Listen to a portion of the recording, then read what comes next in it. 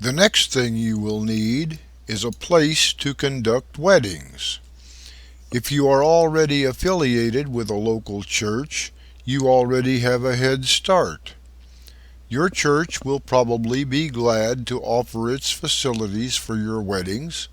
Make sure you have a price list for the use of the chapel for both the ceremony and the rehearsal. You should also have prices for use of the fellowship hall and catering for the rehearsal dinner and receptions. You should also have an agreement for cleaning the facilities after the event. The church may also be able to offer the services of the church staff for RSVPs, sending invitations, and other services.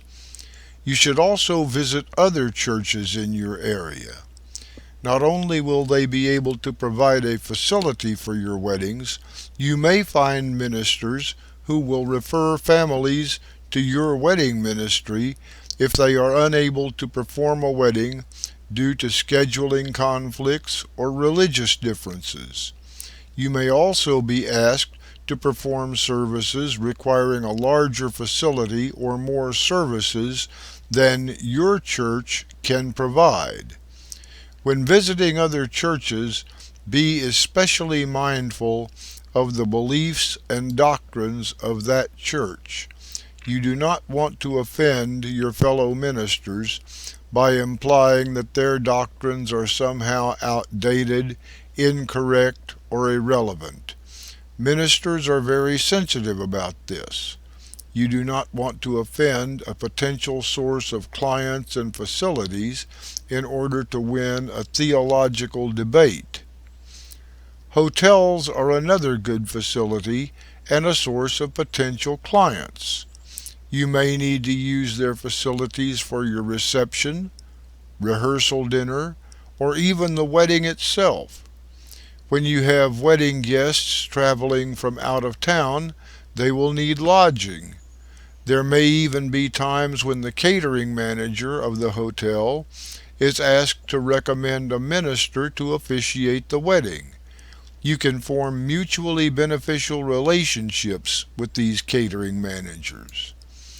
There may be other facilities in your area, such as the VFW, Shriners, and others with facilities which might be useful. Forming relationships with them could provide you with a useful facility and referrals to your wedding ministry. Many weddings take place in the home of the bride or groom. This will require careful planning on your part and by the host family. The home is probably not equipped to host a large gathering. Parking may be a problem. You will probably need to rent seating and other items. You may also want to advise the family to consult with their neighbors to make sure there will be no discomfort to them caused by the ceremony. You do not want the police making an unexpected visit to the wedding in response to a noise complaint. Weddings are also held in parks, beside bodies of water, and other outdoor venues. One of the big problems you will have with outdoor weddings is providing power for sound and other electrical devices. You do not want to have to shout over the sound of a generator to perform the ceremony.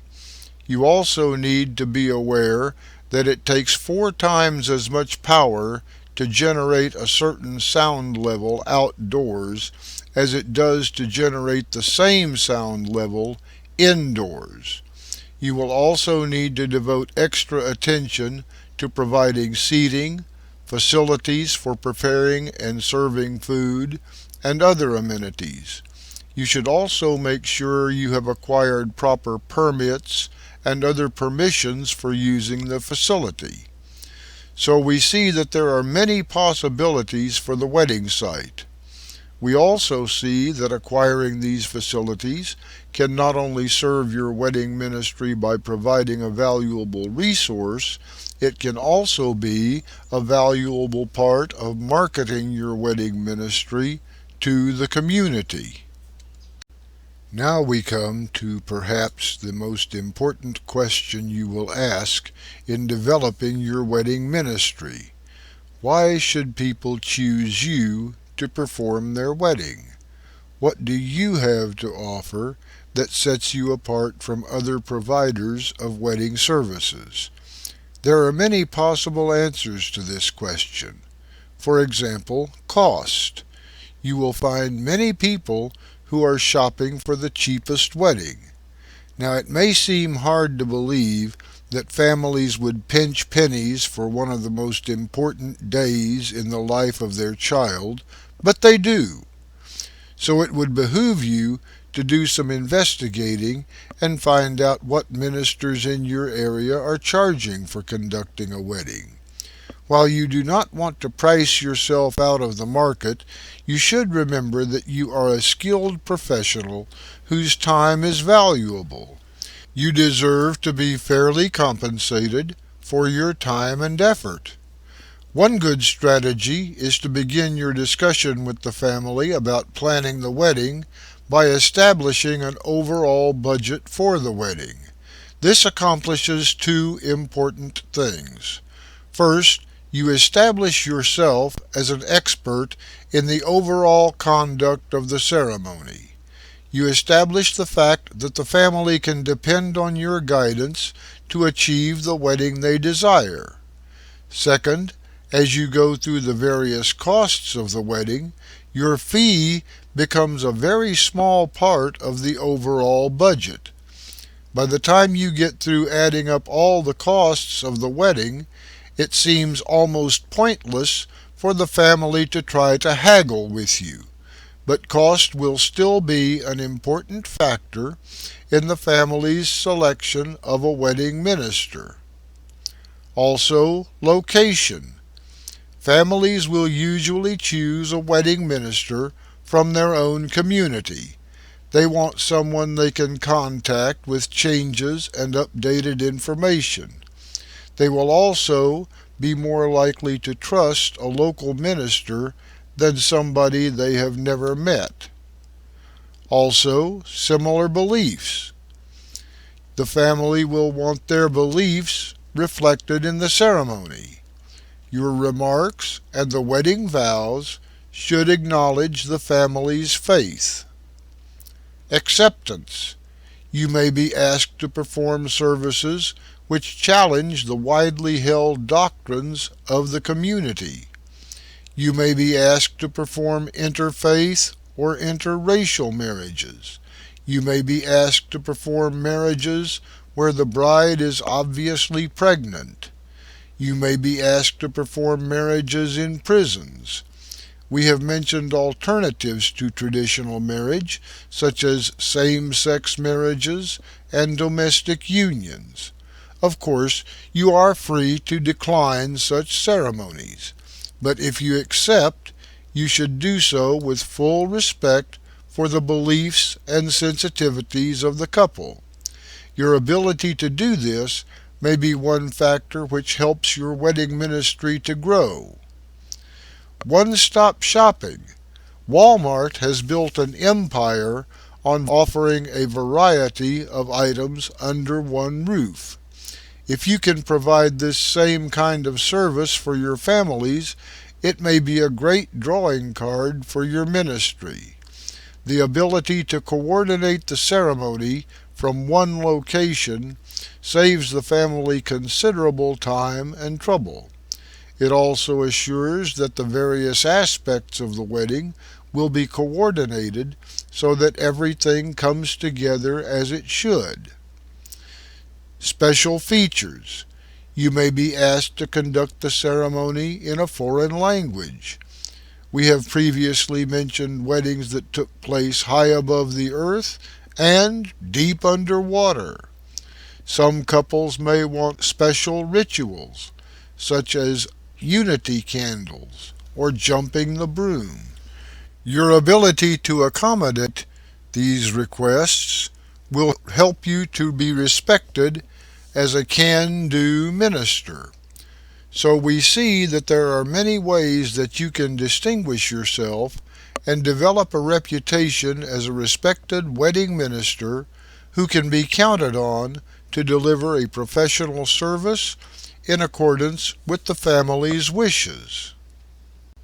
So now that we have established our legality and validity, gained a fuller understanding of the institution of marriage, and defined our marketing strengths and strategies, the last step in establishing our wedding ministry is building the support team you will need to offer and conduct weddings.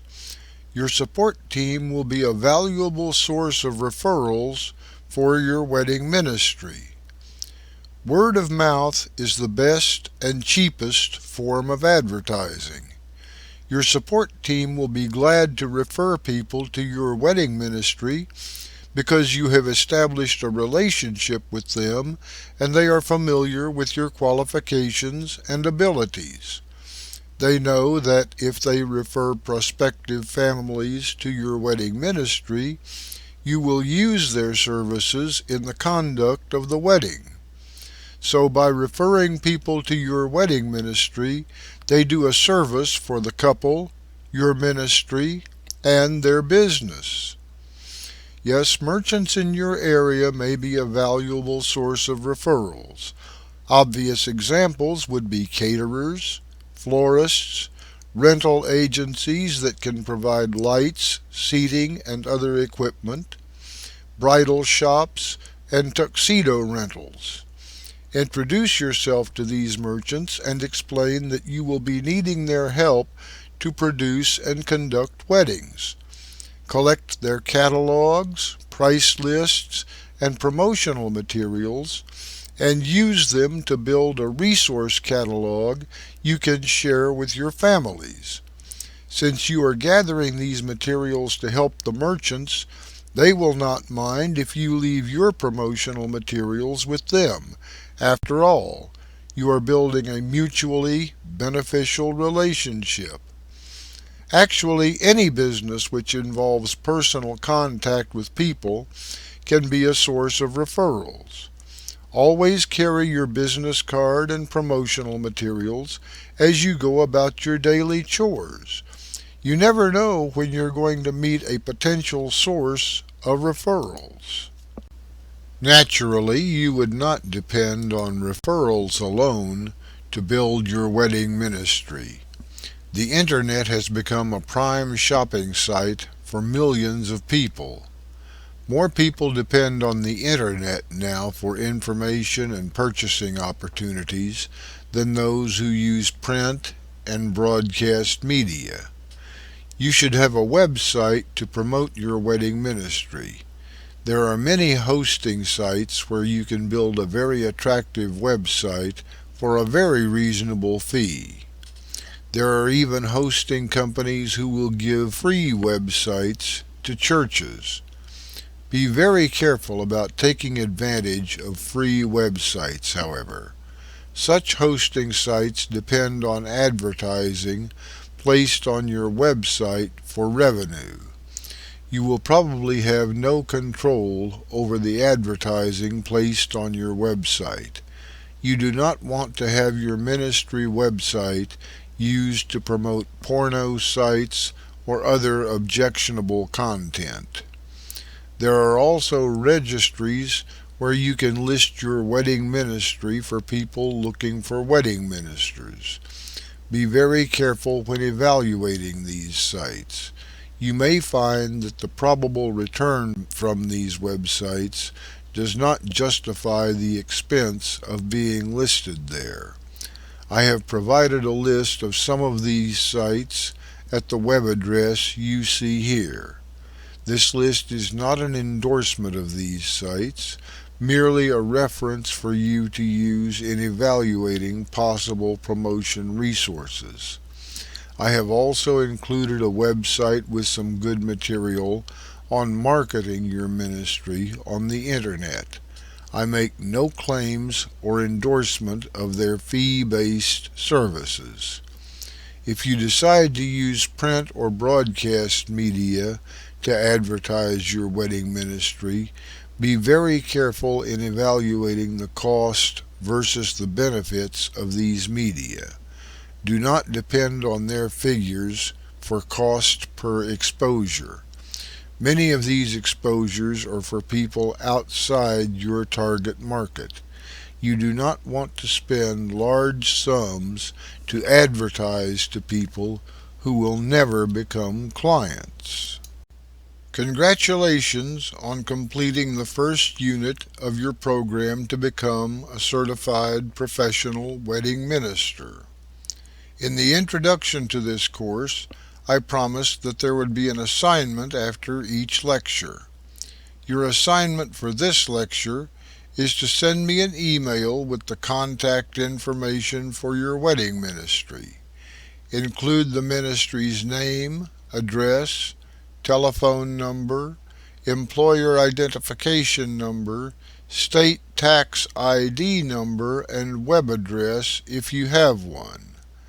If you're concerned about sending this information, don't be. In the first place, sending your employer identification number and state tax ID number is not like revealing your social security number. You will find this information on every W-2 form sent to every employee in the United States. You will give these numbers to your employees and contractors when you send out W-2s and 1099s at the end of the year.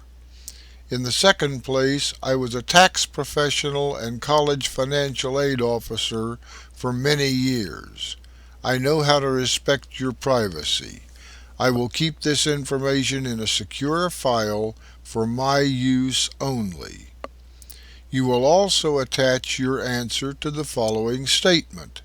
Couples should choose me to conduct their wedding because. Do not write a book. Your answer should be no more than 1 page. Less is better. Send this information to the email address shown here. You can also send it in the mail to my address shown here. I would prefer an email. If you send it through the post office, I will have to scan and copy it to my files. Remember what I said about time management. I practice what I preach. Now that you have established your ministry and developed a marketing strategy, our next lesson will cover what happens when the strategy works. We will talk about your initial contact with the family as you begin to plan their wedding. I'll see you there.